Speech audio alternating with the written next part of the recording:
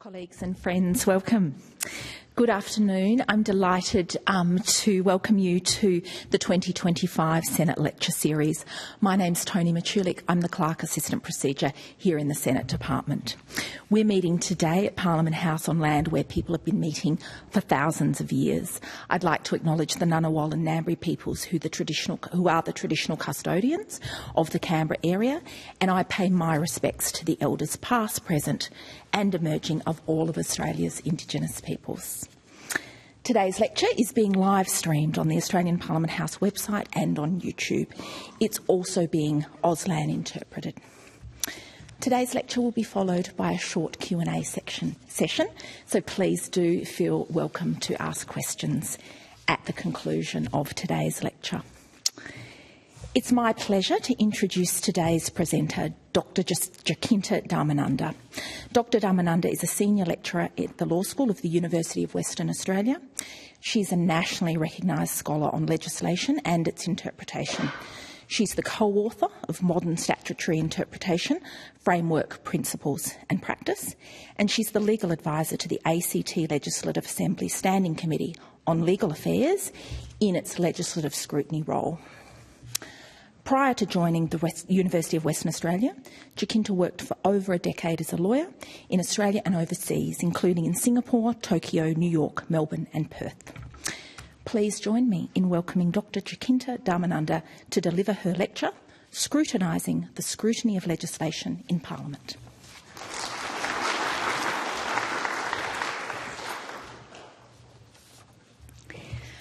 Thank you very much, Toni, and good afternoon, everyone, and thank you for coming today.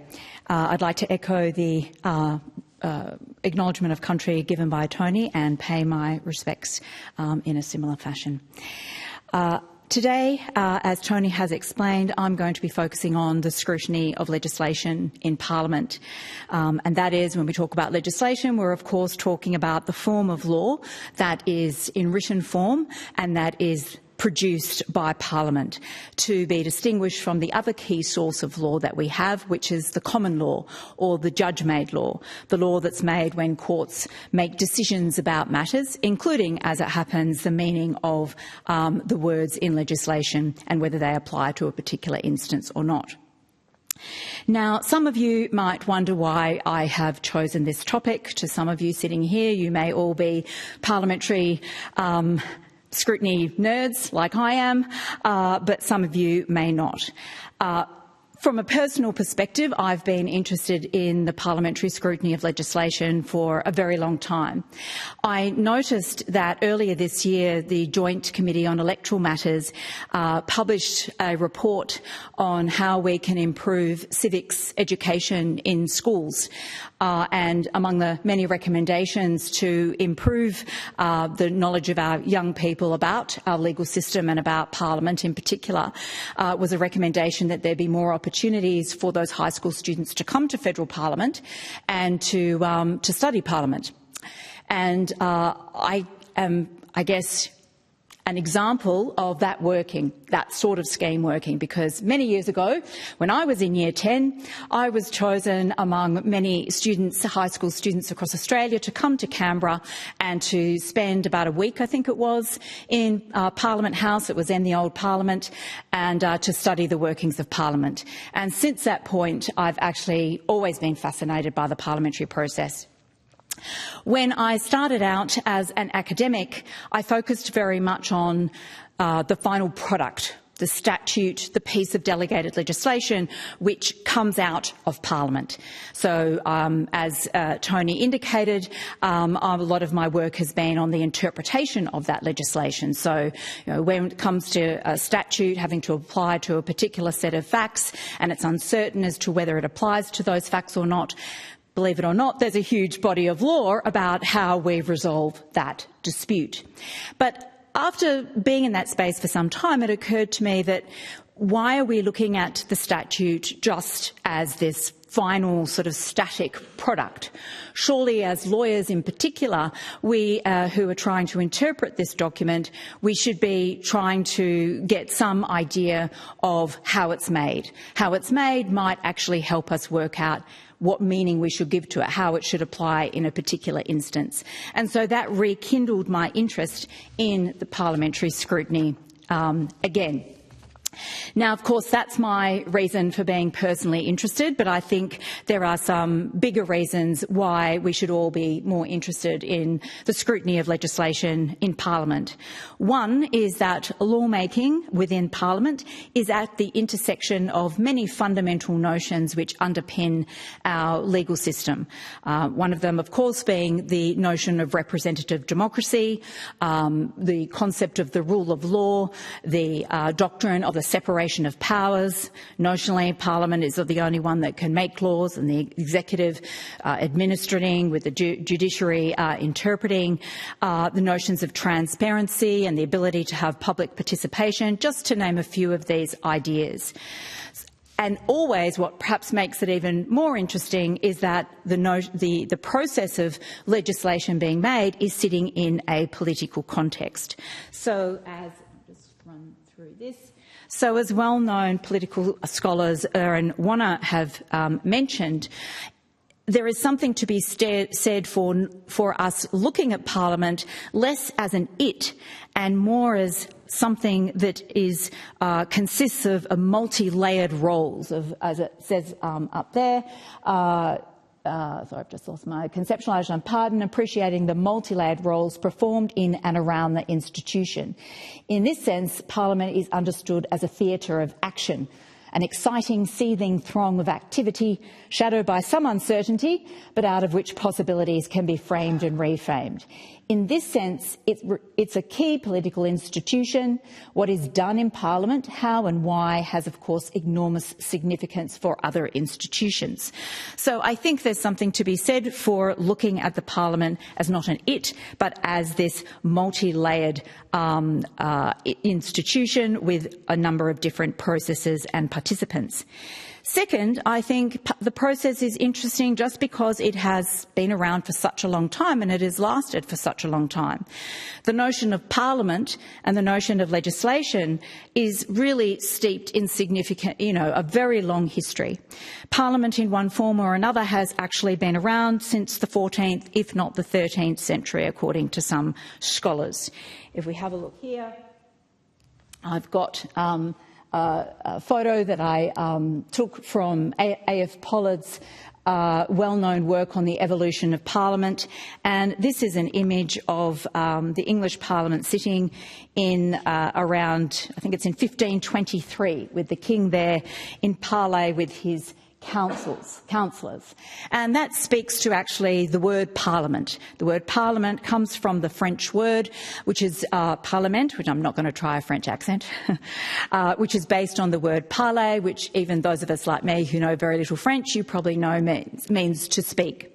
And the word legislature, which is used now interchangeably with the word parliament, is actually derived from Latin.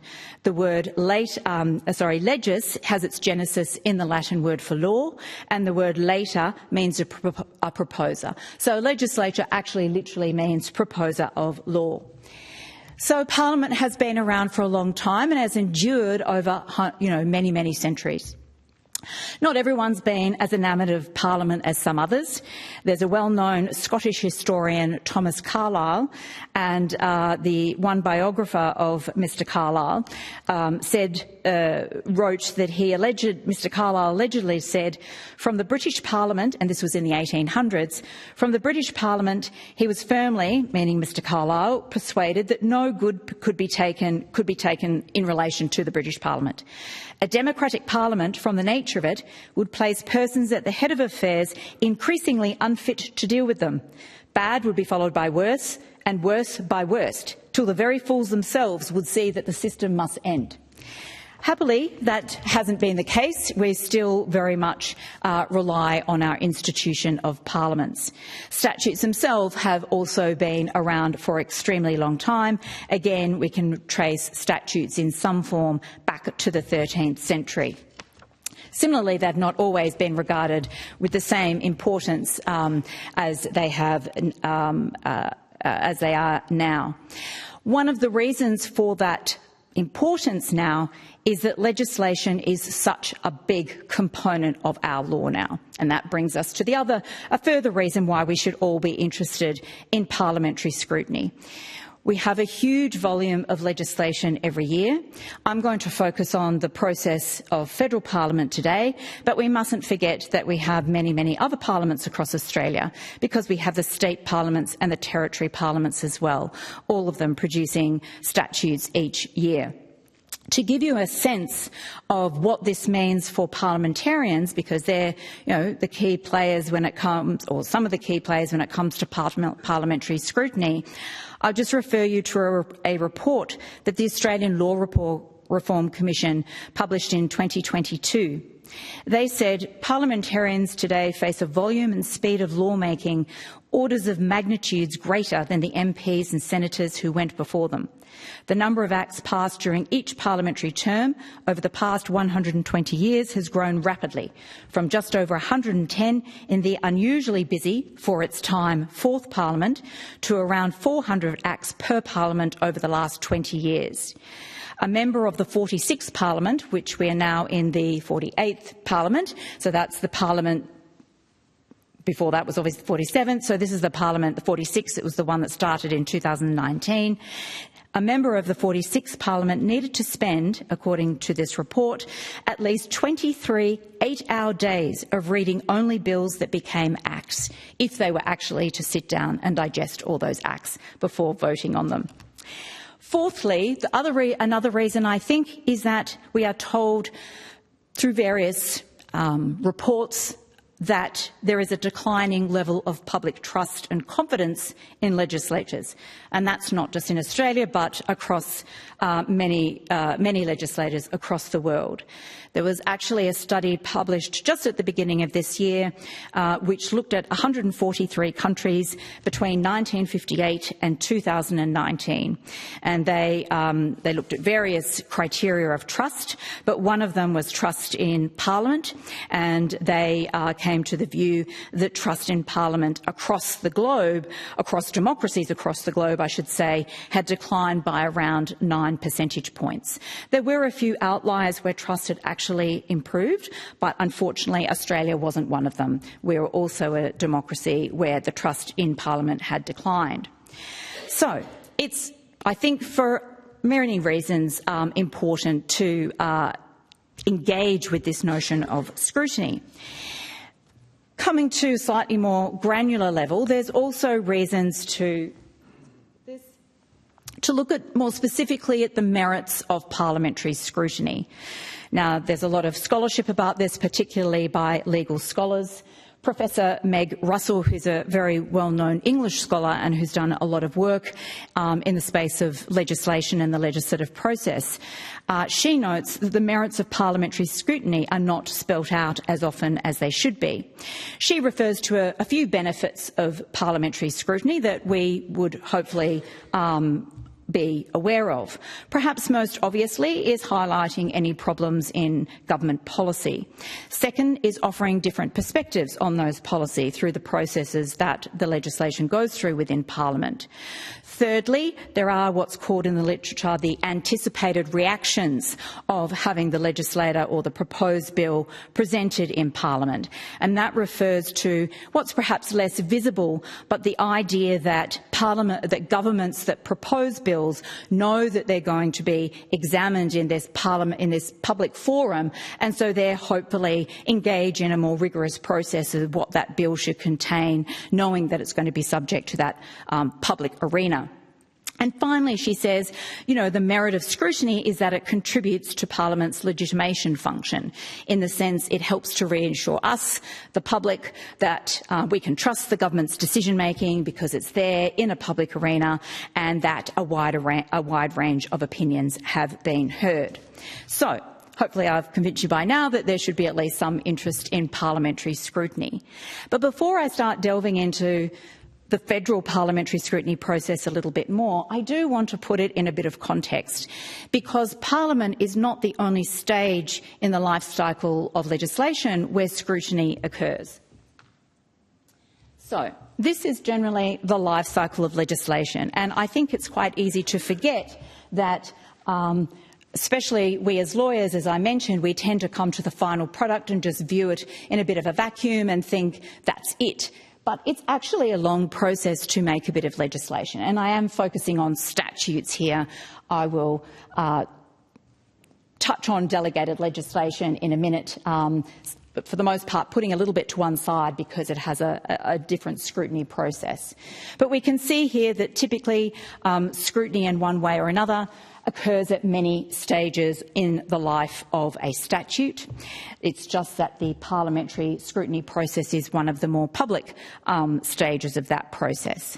So typically a statute is of course a reflection of some sort of policy, major or minor, that the government wishes to implement, and I am going to be talking, all of this talk is directed towards government bills, bills that are proposed by the government of the day that become a statute, because at least in federal parliament, while it is not uncommon for a private member to propose a bill, very few of those private bills actually become statutes or become law.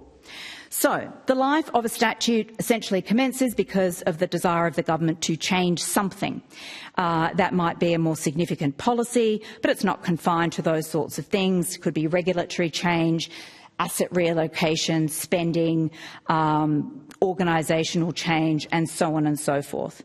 And at that stage where a particular minister or department thinks that something needs to be changed by legislation or by statute, they will formulate an idea, and then they have to actually propose that idea to the executive or to the government of the day. Significant policy implications require cabinet approval. Lesser policy implications require sort of a cascading lower level of approval. But at that stage already, the minister or department that's proposing the legislation has to engage in, expect it to be subject to scrutiny, because they're actually competing against other ministers and departments who are also making legislative proposals. Even once having got the policy approval level that they need, the next hurdle is for them to actually get, for the relevant minister, let's say, to get that proposal on the legislative program of the government. That is another form of scrutiny, with particular people having to make a decision about which proposals get on the legislative program when. Then we have the next major stage of scrutiny, and that is the drafting of the bill. So the legislative proposal's been set down to be introduced into Parliament at some stage, it's on the program, and now the actual bill, that policy, has to be turned into a statute or a proposed statute. At the federal level, that's drafted by the Office of Parliamentary Counsel. They have the task of translating policy into the language of the law. That makes them sound very much like a scribe, but they are much more than that. They are very specialised and skilled people, and a lot of what they do, yes, it certainly involves putting the policy into writing, but in order to do that, they subject the policy ideas to rigorous intellectual analysis and testing, if you like. That has led one scholar to refer to legislation, or sorry, the parliamentary drafters stage as being, and their working up of the bill that's going to go through Parliament, of this translation of policy into language, as the first bulwark in legislative scrutiny. Okay, so that's the drafting point, and then finally we get to the point where the bill is in a form that it's ready to be introduced into Parliament. That's the focus, the middle bit of my discussion today. But just to complete the life cycle, even when the statute's actually been enacted, its life continues. It doesn't remain, if you like, in the form, well, it remains in the form in which it was enacted, but there are many ways and other levels of scrutiny which occur even beyond Parliament. Example is it has to be administered by certain departments, or whatever department is responsible for the particular statute. That department has to decide, well, how should this apply in particular instances?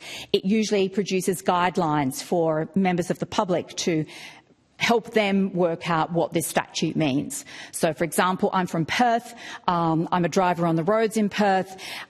We have a Road Traffic Act, Road Traffic Code and a multitude of regulations which contains all the rules of the road about what I'm supposed to do, how I can be qualified and so on and so forth. But for the most part, even as myself as a lawyer, I would probably not go and look up the Road Traffic Code unless it was something very specific. I'd go onto the relevant department website and see what their guidelines and so on say about it. So there's that level of scrutiny. We also, of course, have the judiciary. They have to scrutinise legislation to determine whether it's valid, but for the most part, or often, it's to determine what does it mean and should it apply to a particular instance. And then, of course, the statute can be subject to further scrutiny if it's reformed. If it's going to be amended, that's a separate act which has to go through Parliament. And then finally, it might finally end its life with some sort of repeal, although many statutes are on the books for a very long time. So parliamentary scrutiny, I think, is important to put in that context and to recognise that a statute has a very long and diverse life. Now, so far, when I've talked about this idea of scrutiny, and we're now going to turn to parliamentary scrutiny, I've sidestepped two pretty important questions. The first is, what do we mean by scrutiny? And the second is, well, what's the purpose of scrutiny? Now, when it comes to what we mean by scrutiny, it seems to be one of those concepts, a bit like beauty, that we all kind of know when we see it, but we can't really articulate it. And further, it might be argued that it's in the eye of the beholder what constitutes scrutiny, let alone what constitutes good scrutiny. Trying to find a nice pithy little definition of scrutiny, the closest I found was one on actually the UK parliamentary website, which says parliamentary scrutiny is defined as the close examination and investigation of government policies, actions and spending carried out by the two houses of Parliament. That seems to be a pretty good definition, although it doesn't really help us decide what makes good scrutiny. What is the purpose of this scrutiny, I think, is a separate question. You might say, well, simply put, it's scrutiny that leads to, we want scrutiny, the purpose of it is to lead to good government. But that still begs the question of what that means, and again, can mean different things to different people. A clerk of the House of Commons wrote an article a couple of years ago about some of the possible purposes of scrutiny. He was speaking mostly in the context of parliamentary committee scrutiny, but I think some of the labels that he gives or some of the possibilities or purposes that he gives equally speak to parliamentary scrutiny as a whole. He talks about things, well, is it for the purpose of audit? Is it for the purpose of inquest or for research? Is it to engage people? Is it just for performance? Is it to keep the government accountable? Or is it any variation of any of the above things? I think this is a question that we need to tend to address our minds to more rigorously for one particular reason, which I'll come to near the end of my discussion. Now, I should say that at each particular stage of scrutiny, as we shall see, the purpose of that particular stage seems to be relatively clear.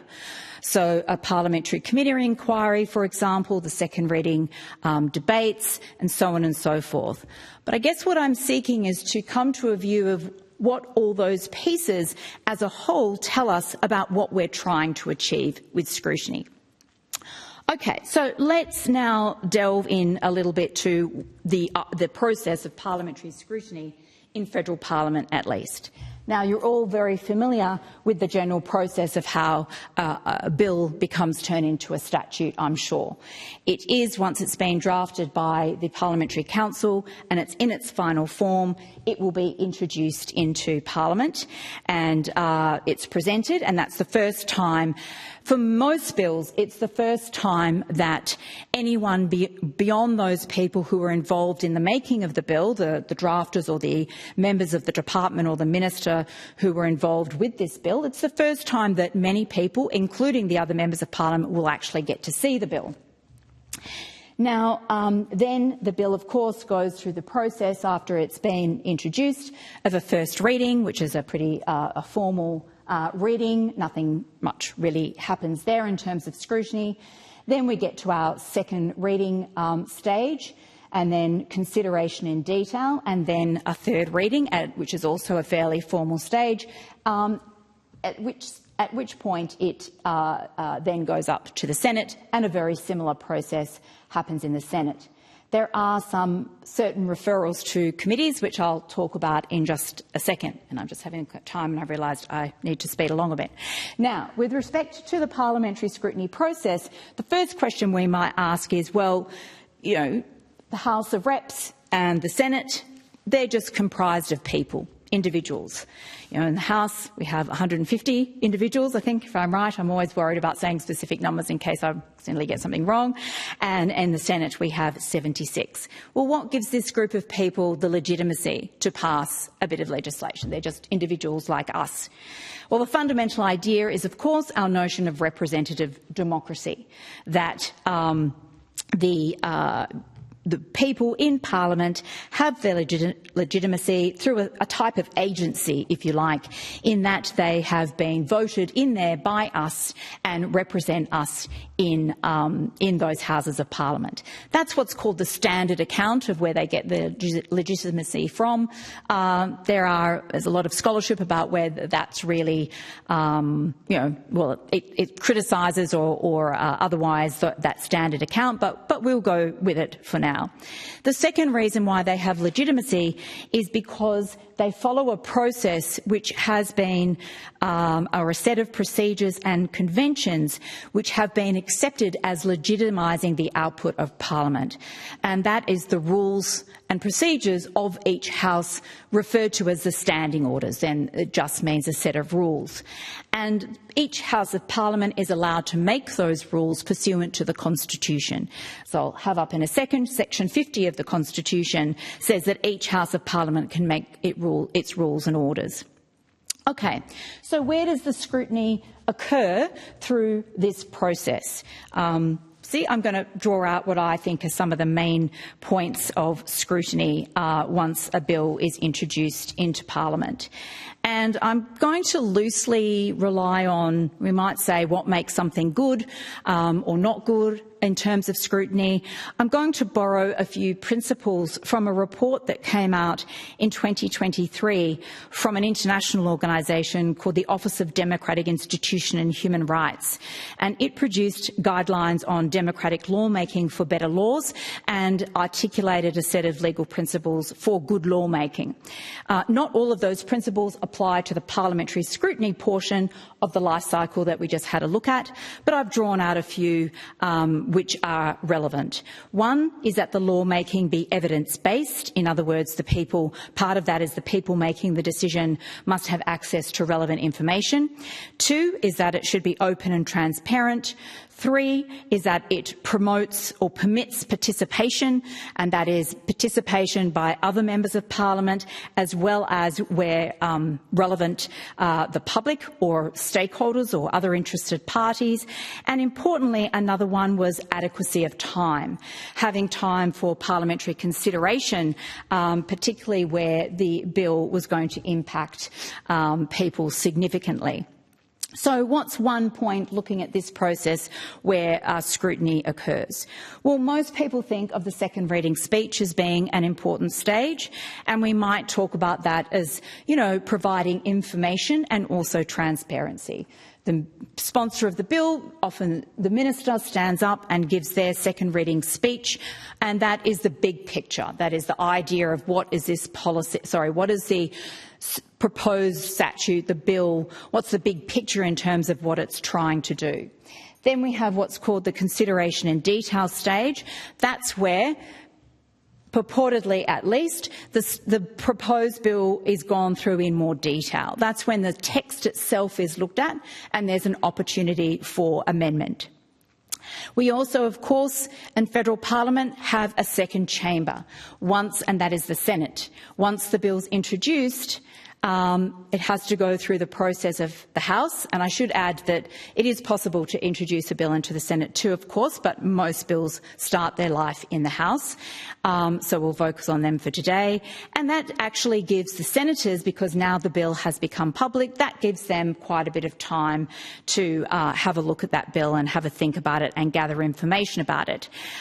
There's actually an academic giving a talk, I think in a couple of weeks, in Queensland, a fellow from the University of Queensland, Professor Aroni. He's going to be making the case for Queensland returning to having a second chamber for various reasons. As you may know, Queensland its parliament consists of only one chamber. They abolished the second chamber, the equivalent of the Senate, some time ago. So, and many other people, including, I know, other people who have come to give Senate lectures here, have talked about the merits of and the importance of Senate scrutiny to bills. Another aspect of scrutiny is committees. And there are typically a great many parliamentary committees at any one time. Some bills are referred to some standing committees. In the House, there is one in particular, and that looks at all bills and it decides whether it needs to go to any other committee. The Senate has a far more robust committee system in the sense of scrutiny. So it has a number of standing scrutiny committees that all bills or pieces of legislation go to. In summary, it has the Scrutiny of Bills Committee, which has to examine every bill that's introduced into Parliament by reference to some certain principles. There's the Parliamentary Joint Committee on Human Rights, which has to scrutinise every bill from a human rights perspective and also every piece of delegated legislation. There is the Standing Committee for the Scrutiny of Delegated Legislation in the Senate, which has to look at every piece of delegated legislation as well. And then we also have a Selection of Bills Committee in the Senate, which looks at every bill and decides if it needs to go to a more general purpose committee for scrutiny. And the composition of these committees, I think, is important because they're drawn from, or as an attempt at least under the standing orders, to ensure that the members on that committee are drawn from both sides of politics as well as from private members and so on. And I can't go on without mentioning one more important piece of information that I think is very important, and that's the role of the Parliamentary Library here, who produces what's called the Bills Digest. And this is a guide to a bill that's introduced into Parliament, and it's used primarily, or its purpose is to assist members of Parliament on the background and so on of a bill, because, as I mentioned, a lot of members of Parliament haven't even seen the bill until it's introduced. Now, all this sounds wonderful in terms of scrutiny, but I hope to point out a couple of points where we're a bit more vulnerable to either this scrutiny being bypassed or abrogated in some way. The first one of those principles I talked about, was this idea of time. And firstly, in terms of time, this is the 48th Parliament that we're in now, so it's only governing a small area, small period of time, but it gives you a sense of how much parliamentary time is spent on what. And essentially, government business is where legislation occurs. So there's a lot of other stuff and a lot of other competition for time within the Parliament sitting days itself. Secondly, when it comes to second reading debates, which some scholars or reports have referred to one of the ultimate forums of parliamentary scrutiny, and the very word debate would seem to suggest that, I think as a leading public law scholar, Griffith, has suggested, this is a fairly highly formalistic view. Because in many respects this debate which occurs at the second reading stage is not necessarily a debate in the way that we might think of it. Most of the time these are set speeches, if you like. The Minister has already decided their speech, other members of Parliament have already written their speech, and for the most part there's a situation prior to the second reading debate occurs where the whips go round and it's decided the order of who should speak what. So it's a fairly structured process, not really a clear exchange of views. There's also how much time. And I spoke earlier about the Australian Law Reform Commission report in terms of the time that a parliamentarian might need to properly read and address and understand a bill. This is taken from an older book. It's a wonderful book dealing with Parliament up to 1988. And you can see there that there's statistics given on the hours spent per act since 1901 going up to 1985. So the hours per act has dramatically that a person will spend, or that the Parliament, should spend on a particular bill has dramatically decreased as the pressures on Parliament and parliamentary members have increased. Similarly, there was a work done just in 2020 by an Australian professor, Professor Burton Crawford, where she talked about the impact of the volume of legislation on the rule of law. And she did some rough statistics where she pointed out that using what she had available to her, Parliament couldn't have spent more than in the years between 1980 to 2000, couldn't have spent more than 3.6 hours of House time on each bill, but it was likely to be less because that was only actually parliamentary time. We don't know how much of that time was actually spent on the bill. There's also, I talked about earlier, the standing orders of each House. And these are the rules which govern how a bill is to proceed through Parliament. And these are generally set out so that a sufficient amount of time is given after the bill is being introduced for people to have a look at it and to digest what it's about, and so members can have a look at it and committees can have a look at it and so on and so forth. But these standing orders are not, as one person has said, to be seen as a straitjacket.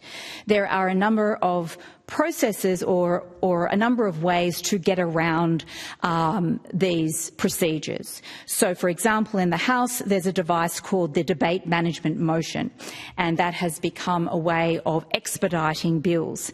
And these are motions to suspend a particular standing order to enable the passage of the bill to go through without delay and to limit the duration of particular stages, such as debate, or to limit the number of speakers. And in the House, where the government typically has a majority, this can be in a very effective way of controlling and limiting debate on the bill. There are other procedures as well, such as the motion for closure and so on. And in the Senate, there are similar procedures that can be used, such as what's called, rather ominously, I think, the guillotine procedure, which, as its name suggests, allows the Senate to impose time limits on particular stages of the bill. Of course, in the Senate, it might be a little harder for a motion to be passed there because there might not be the same numbers available to the government if they want to get the bill through a bit further. Committees as well. We have, as you saw, many committees, many of them standing committees which look at every bill. They have to report on that bill and table that report to Parliament. Two things to mention there, though, is first, they can only recommend changes. They actually don't have any power. And secondly, that sometime the timing of some of these reports doesn't actually hold up the passage of a bill through Parliament. So, for example, with some of the scrutiny committees that have a look at a bill and have to scrutinise it and table a report, there's nothing in the standing orders which prevents those reports, or waiting for those reports, if you like. The bill can still be pushed through, whereas with some other committee reports, it does hold up the passage of the bill. There's great merit in committees also. They tend to speak to each other and they can liaise with ministers if there's something in the bill or about the explanatory statement that goes with the bill that they're not clear about. They can correspond with the minister and ask for a response. And this is another way of improving the standard of scrutiny, but again, sometimes the timing of that response can mean that actually receiving it is not particularly helpful. This is some statistics from the 2024 report of one of those standing committees on the scrutiny of bills. And if you look at the very right column, what happens here is that the committee is looking at the bill and the explanatory memorandum. They have a question about something in there, and so they write to the minister and request a response. Obviously, ideally, you want that minister's response so that Parliament receives it in time for them, other members of Parliament, to take it into account when they are voting on the bill. And that column there indicates the percentage of late responses, in the sense that the minister's response is not coming until it's too late. It can't have any impact on the actual debate or scrutiny within the bill. We also mentioned the consideration in detail stage, which occurs in the House, or it's called the Committee of the Whole in the Senate, where the House looks at the statutory text in the detail. In the House, at least, however, using suspension of standing orders, approximately 75% of bills actually bypass that stage, so they never actually have that more detailed level of scrutiny. Now, in some respects, there's nothing too amazing about what I'm talking about. Many other people have talked about this, although much of it has been in the political science space as opposed to from legal scholars. There are exceptions. There have been some amazing legal scholarship on the works of committees and public participation by scholars such as Sarah Moles and Laura Grenfell, and there has been a lot of scholarship done on delegated legislation. One, Dennis Pearce, who's actually in our audience, and Stephen Argument, and in fact Federal Parliament itself a couple of years ago did two very important inquiries into the scrutiny of legislation. There's also been recently more interest, and I think it's partly to do with the decline, the perceived decline in the trust in our institution of Parliament, on lawmaking. And I referred to some principles that I was using to talk about different aspects of scrutiny during the parliamentary process, and they came from this guideline, which came out a couple of years ago, Guidelines on Democratic Lawmaking for Better Law. And as this scholar points out, this focus on the actual process of legislation as opposed to Parliament as a whole is really quite a new or benchmark, I should say, or a very welcome development when it comes to examining our parliamentary scrutiny process.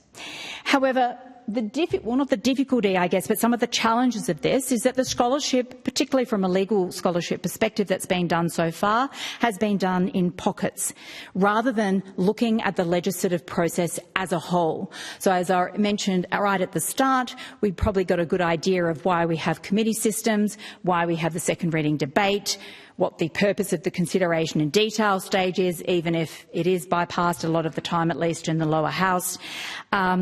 And we have some wonderful international guidelines. But these are all, one, either not holistic enough, at least in my view, or they're very general. And what I think we need is a little more examination here in Australia at a more granular level at what we want good scrutiny to look like, and what we think the purpose of parliamentary scrutiny is. Now, the reason why I think that this question has sort of come to, I wouldn't say to fruition, it's been around forever, but more why I think that this particular point in time, it's most important for us to have a look at that, is because we are at the advent of a new stage in history with, of course, and you may all groan, but it's true, artificial intelligence. Okay?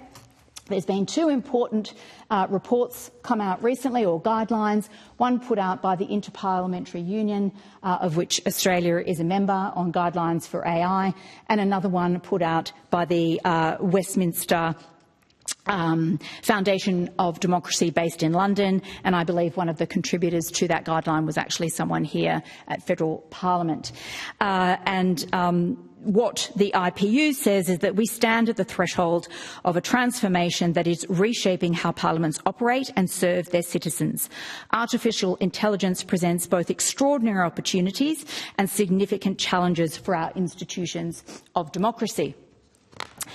To give you a few examples, because the IPU, as well as those guidelines, they also have a document which gives case studies, and this is 2024, so just last year, of some of the, and these are just a few examples of AI already being used by parliaments across the world.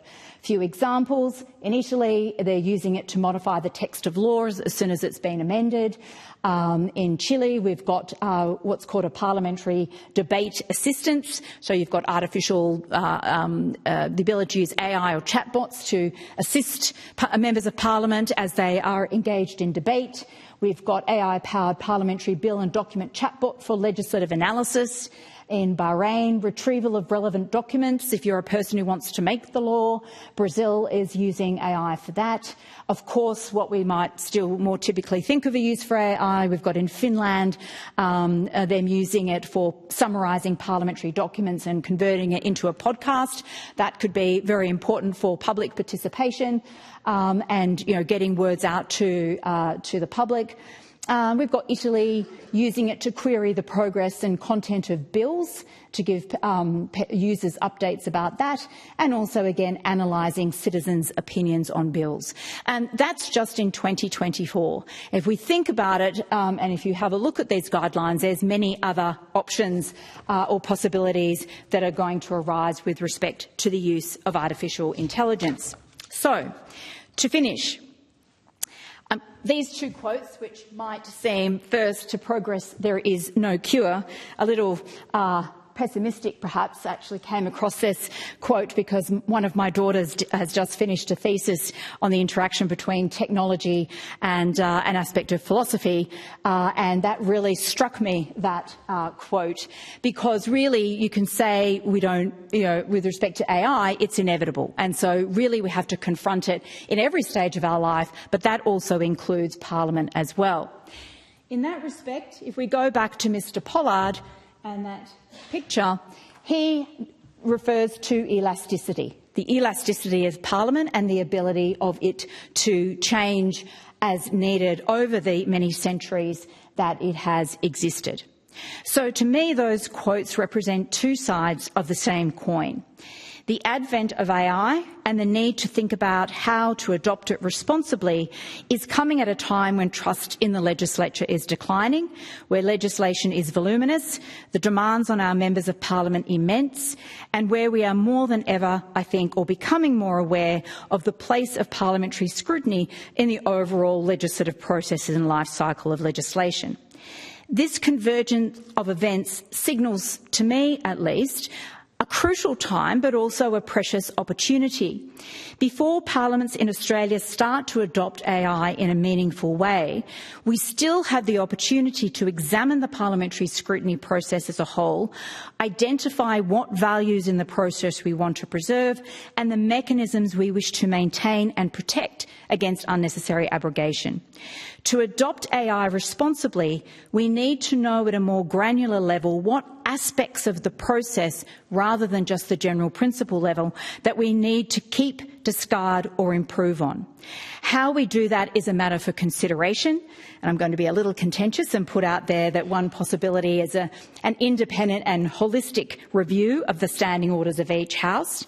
But leaving that aside, we need to do this, I believe, not only as a way to ensure that parliamentary scrutiny has the best framework that we can practically create, but to have a baseline against which we can responsibly make decisions about the use of AI. The notion of good scrutiny and the possibilities of innovation, new approaches and efficiencies through AI, to my mind, walk hand in hand. Thank you.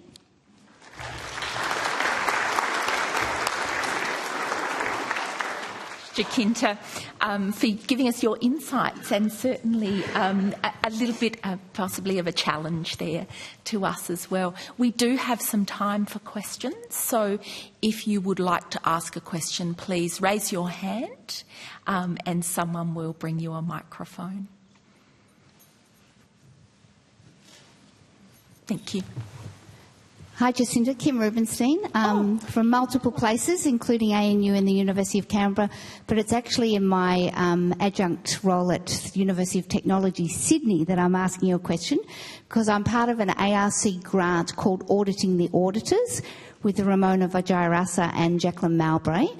And we are looking directly at parliamentary committees from the perspective of gender. And analysing those committees that are specifically set up around the world to look at legislation from the perspective of gender. And my own angle into that research is from questions of active citizenship. And so it's the participatory aspect that I was curious to know if you'd had any thoughts of in terms of how well the committee framework operates to enable participation, and more perhaps importantly, how valuable is that participation in terms of its impact on altering the legislative product? Yeah. Thank you very much, Kim. There are scholars who have done a lot more work than I, as you know, on parliamentary committees per se.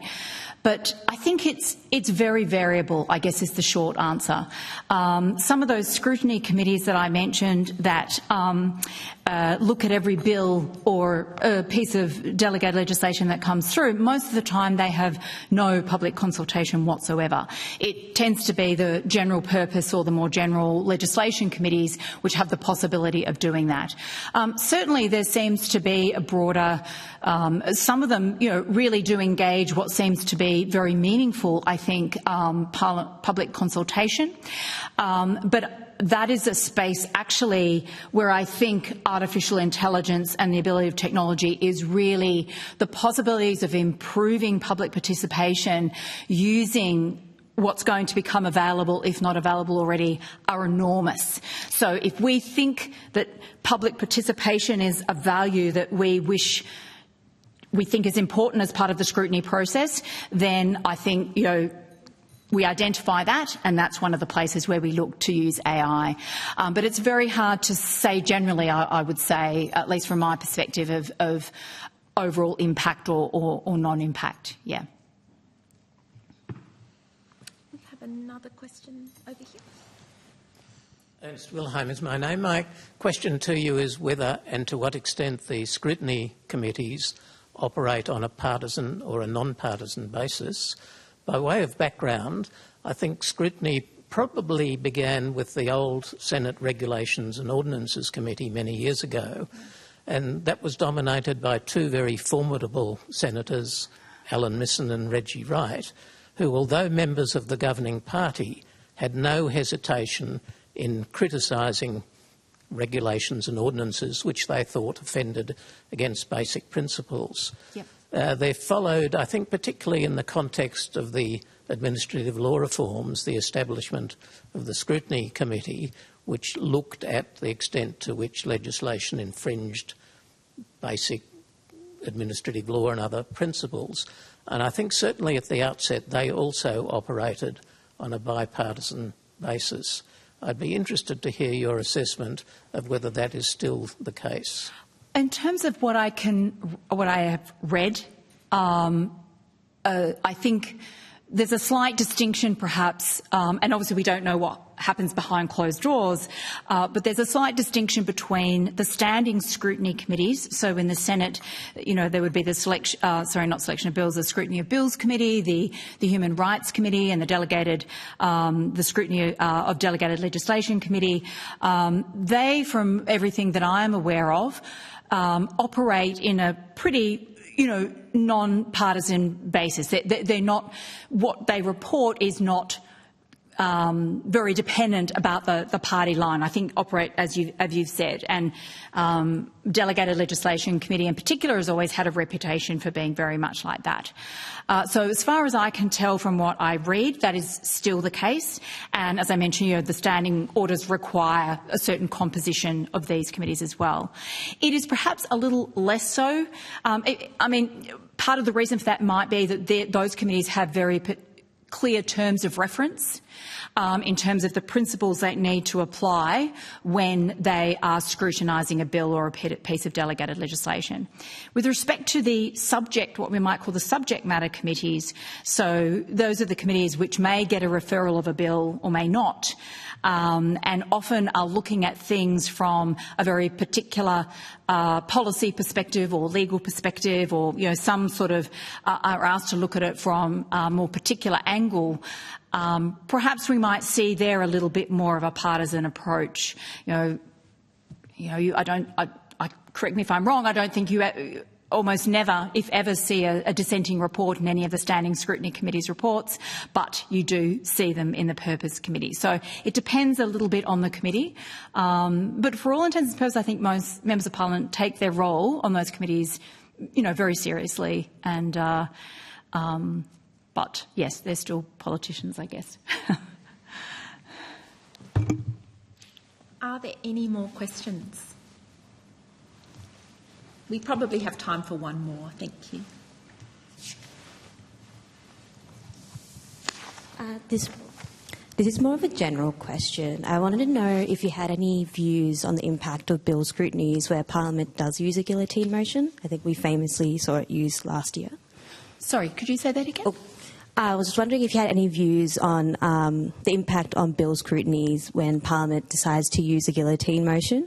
We famously saw it used last year. Yeah,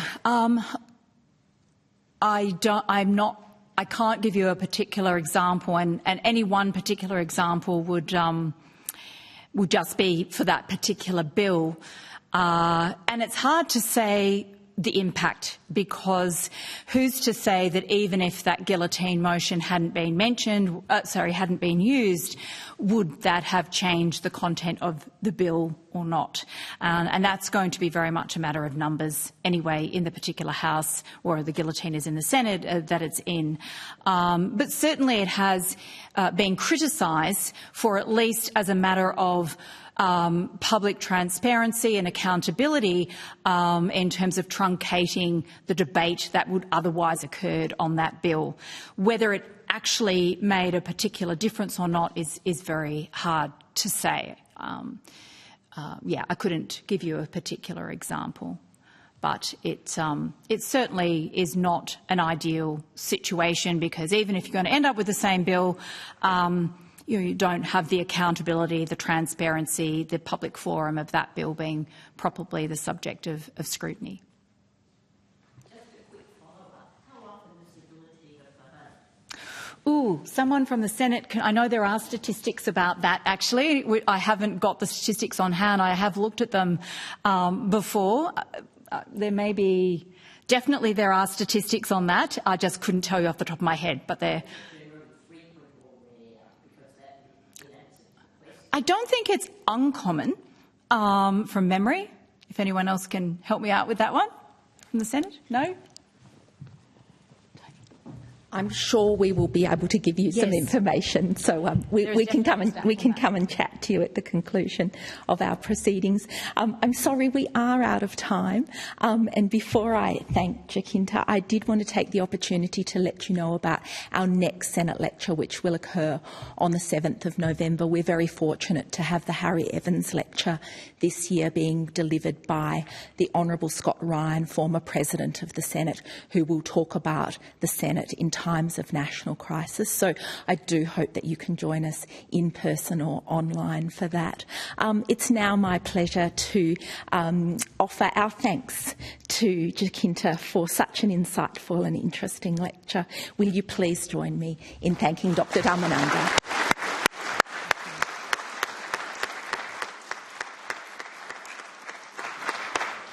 Thank you.